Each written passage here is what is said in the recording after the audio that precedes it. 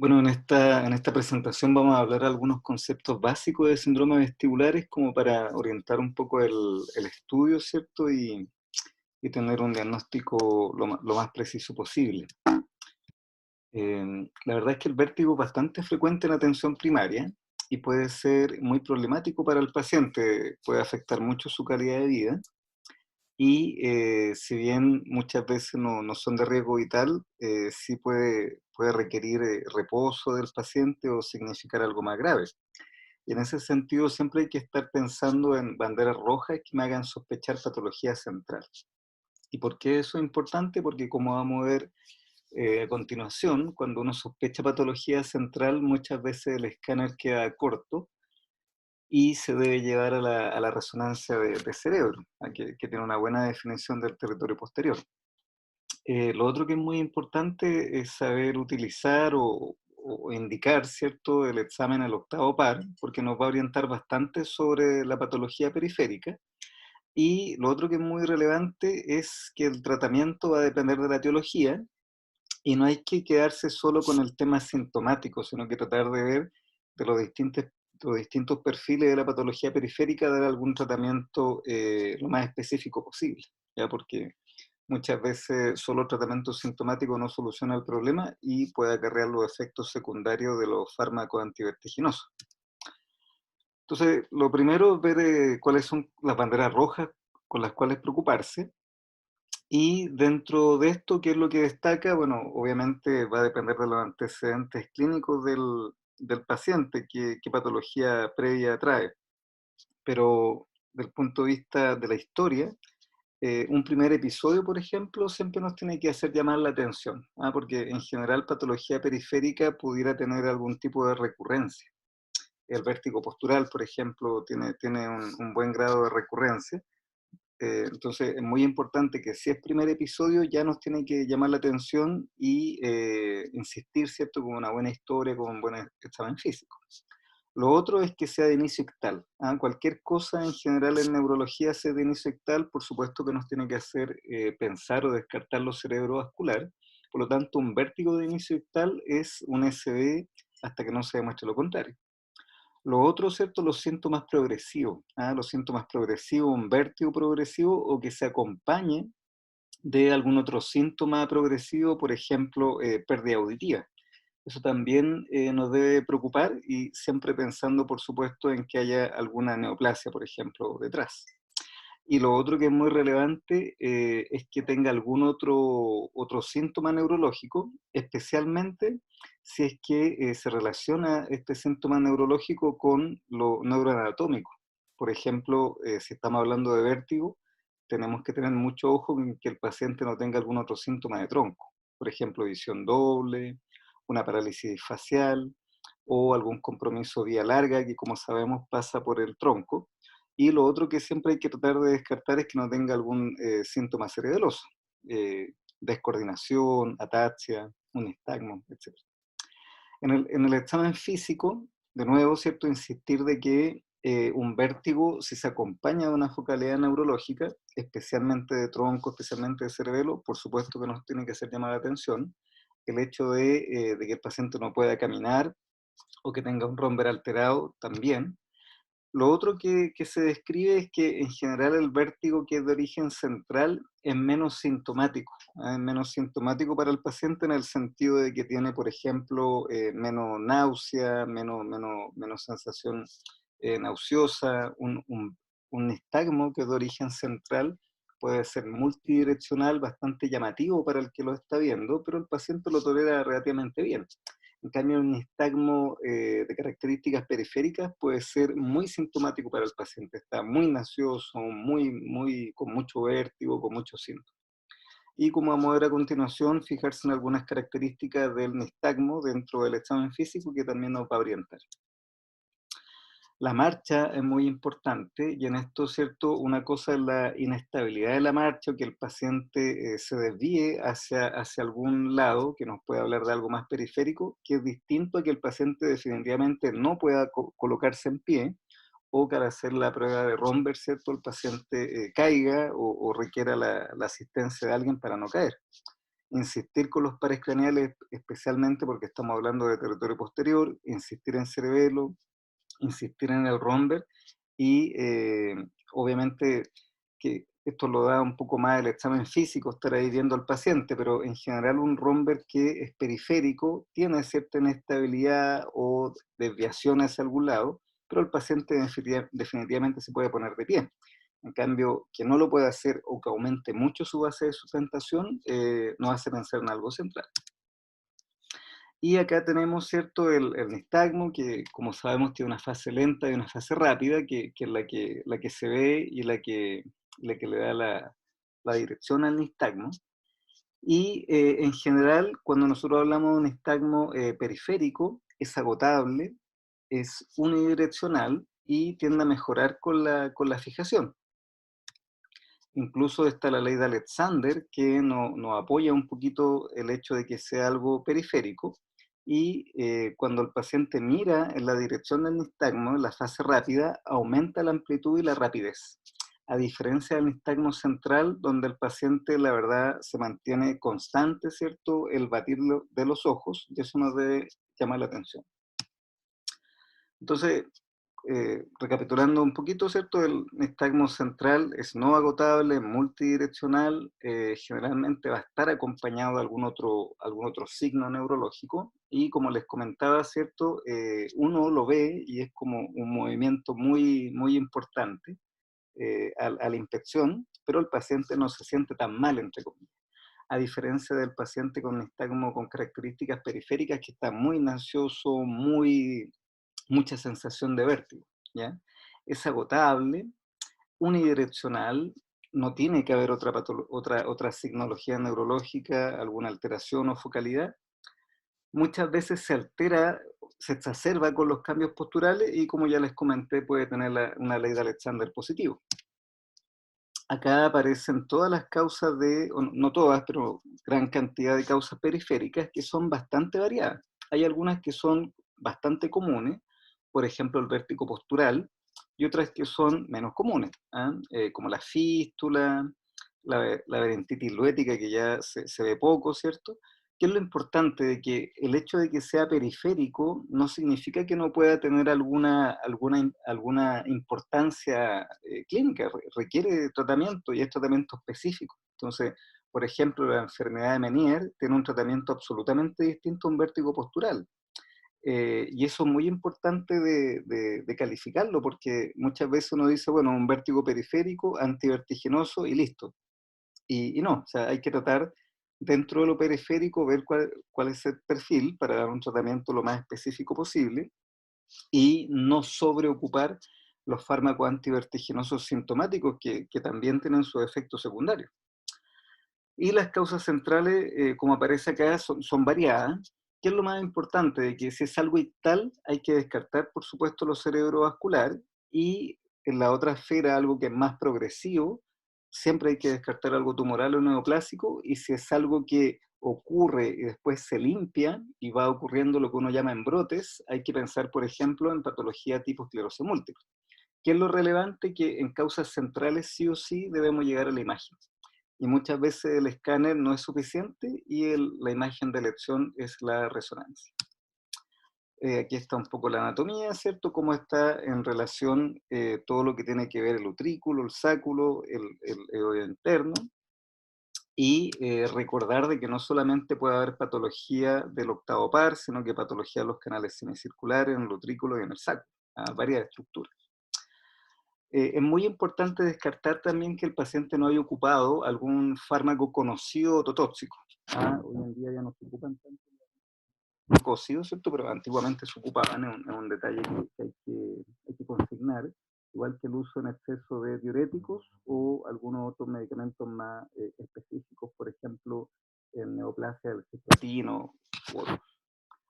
Lo otro que es muy importante, especialmente en el vértigo postural, es que haya habido el antecedente de algún TEC. Muchas veces el paciente tiene el TEC y a los días o a las semanas puede desarrollar un vértigo postural y uno debería explorar, ¿cierto?, ese antecedente. Y lo otro que también es importante es que hay algunos pacientes que tienen algún tipo de inmunosupresión. El octavo par se puede afectar por la sífilis, ¿ya? Es muy importante recordar si es que uno tiene un cuadro clínico sugerente, pedir un BLR. Y pacientes también pueden tener infecciones oportunistas. Recuerden que está en relación con el oído, ¿cierto? Pacientes diabéticos, por ejemplo, pueden tener patologías infecciosas que una de las formas de presentación sea un vértigo.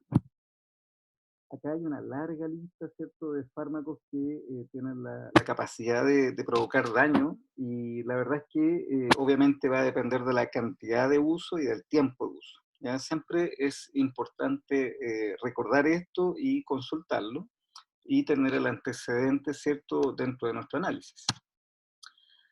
Bueno, la verdad es que el tema de vértigo y mareo algunas veces se confunde o hay una nomenclatura un poquito equívoca. El vértigo en general es la sensación o ilusión de movimiento, ya que puede ser objetivo o subjetivo. La verdad es que eso no es tan relevante, pero sí esta sensación de movimiento. En cambio, el mareo es algo aún más inespecífico, que es una inestabilidad al andar, o dicen los pacientes, ¿cierto?, una inseguridad o andar como sobre nubes. ¿Ya? Lo otro que es muy importante siempre preguntar en estos casos es el tema de los síntomas auditivos. Tanto la hipoacusia como en algunos casos mejora un poco la audición como en el Menier. ¿Ya?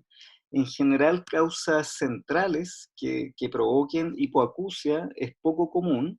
Hay algunos infartos de la AICA que pueden dar hipoacusia, pero en general son síntomas que nos llevan más a pensar en algo periférico, ¿ah? Cuando hay alguna alteración de la audición. Y insistir en lo que yo les comento, ¿cierto? Que el TAC de cerebro, obviamente si estamos hablando de una patología ictal y que nos obliga a pensar en algo cerebrovascular, como ya vimos en la clase de cerebrovascular, hay que hacer un TAC con un angioTAC para ver si hay alguna posibilidad de trombolisis o trombectomía. Pero si quedamos con la duda, no nos da la información adecuada, o estamos en un contexto fuera de los cerebrovasculares y estamos pensando que queremos descartar algo neoplásico, o alguna lesión ocupante de espacio, o algún brote de esclerosis múltiple, o de patología mielinizante, sí o sí tenemos que ir a la resonancia, ¿ya? Porque tiene mejor definición. Incluso hay un protocolo de resonancia que se llama protocolo Fiesta, por su sigla en inglés, ¿cierto?, que sirve para ver en forma bastante detallada los pares craneales. Y aquí vemos, por ejemplo, un schwannoma que está en el ángulo punto cerebeloso y que perfectamente se puede presentar como un cuadro, ¿cierto?, vertiginoso, con algunas características como una alteración de la audición, por ejemplo, y que aquí en la resonancia se ve bastante bien.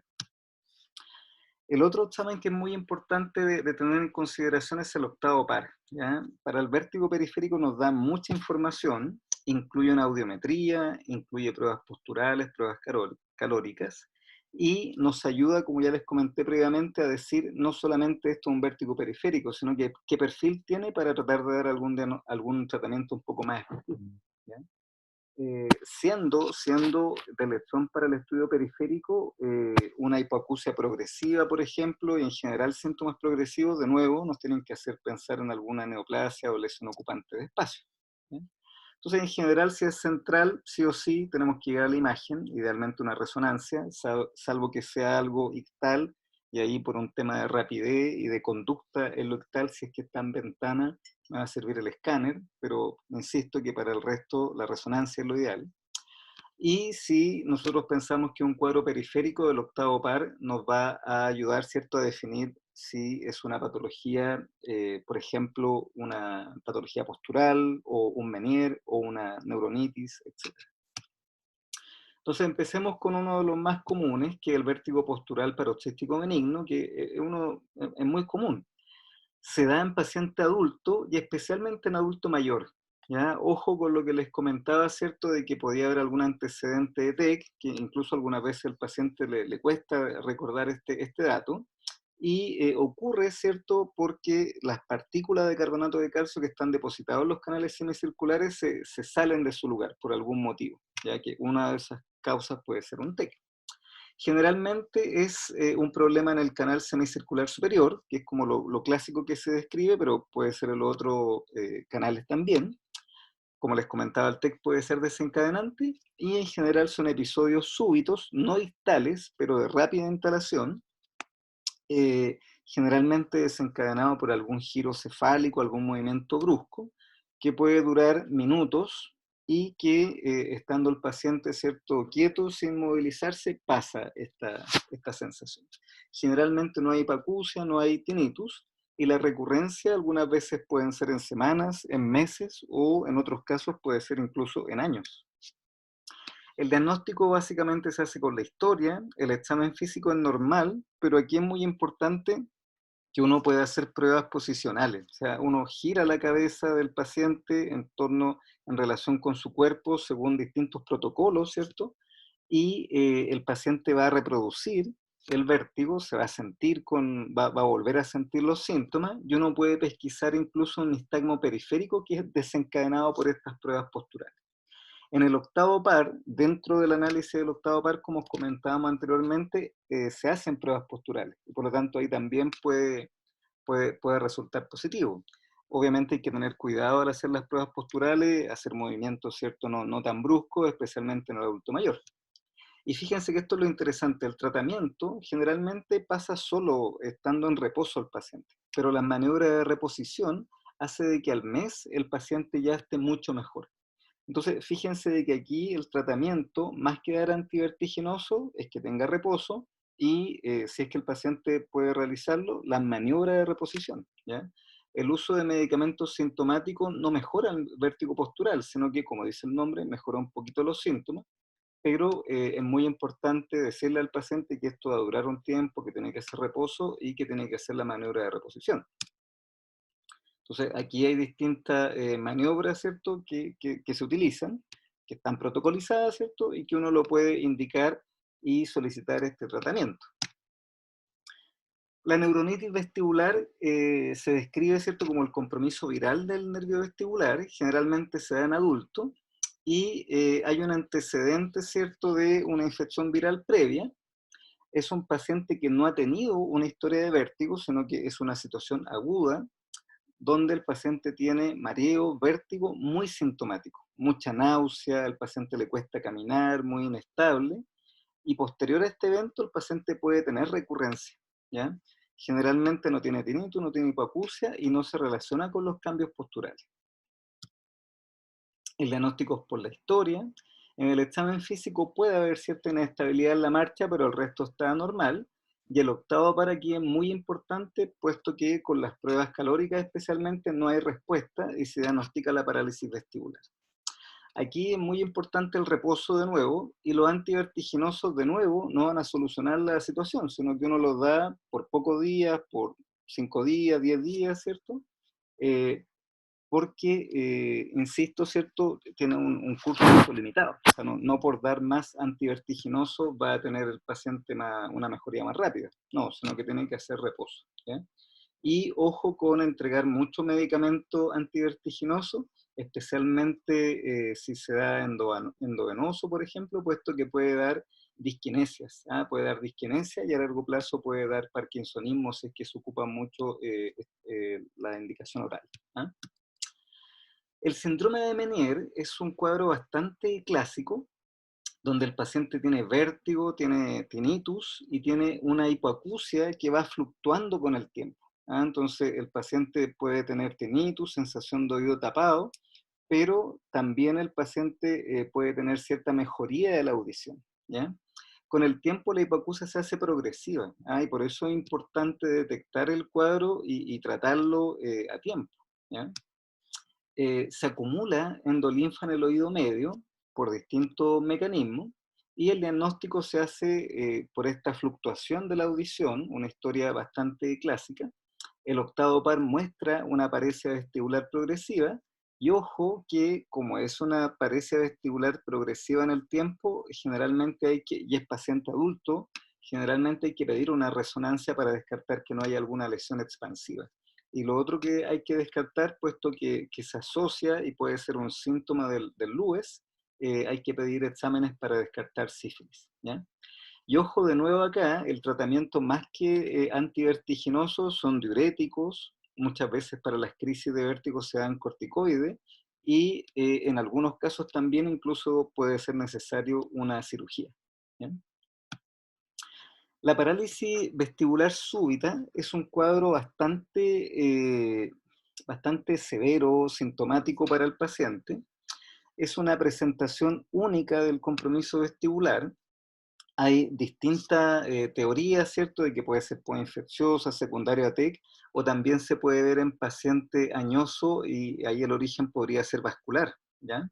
Entonces, el paciente tiene mucho vértigo, muy sintomático, que puede hacer que el paciente requiera reposo hasta por 30 días. Incluso este es un caso confundente porque es tan severo que en este caso el romber puede estar alterado y te puede hacer pensar de que es una patología central. De todas formas, siempre el nistagmo va a ser periférico, pero insisto, o sea, puede estar hasta 30 días el paciente con muchos síntomas y se puede asociar o no a parálisis coclear. ¿Qué significa esto? Que el paciente además puede tener una hipoacusia o presentar tinnitus, ¿ya? Generalmente, como son síntomas muy agresivos, incluso puede estar el romber alterado, no basta con el octavo par, muchas veces uno igual pide una imagen, una resonancia, ¿cierto?, para descartar que no haya habido alguna causa central, y teniendo la resonancia normal, el octavo par concordante, se hace el diagnóstico, y aquí, ojo, ¿cierto?, de que hay que dar reposo por harto tiempo, muy sintomático explicarle al paciente, incluso en algunos casos se ocupa el clorpromacina en la fase aguda, y de nuevo no dar antivertiginosos según los síntomas del paciente, pero no abusar en su uso, y insisto, no por dar más antivertiginoso el paciente se va a mejorar antes, o sea, hay que explicarle al paciente que es un cuadro de lenta recuperación. Y sí está indicado en estos casos, si es posible, tener terapia de rehabilitación vestibular. Entonces, es muy importante, como les comento, tener esta idea amplia de vértigo central versus periférico. Si es central, llegar generalmente a una resonancia para quedar tranquilo de que no hay una lesión, puesto que tiene una muy buena definición la resonancia en fosa posterior y tronco. Y si es un vértigo periférico, no quedarse solo con eso, sino que tratar de ver el perfil, porque como vieron, tienen distinto manejo los distintos vértigos periféricos, y no abusar, ¿cierto?, de los antivertiginosos, puesto que solo son para los síntomas y generalmente no solucionan la patología periférica.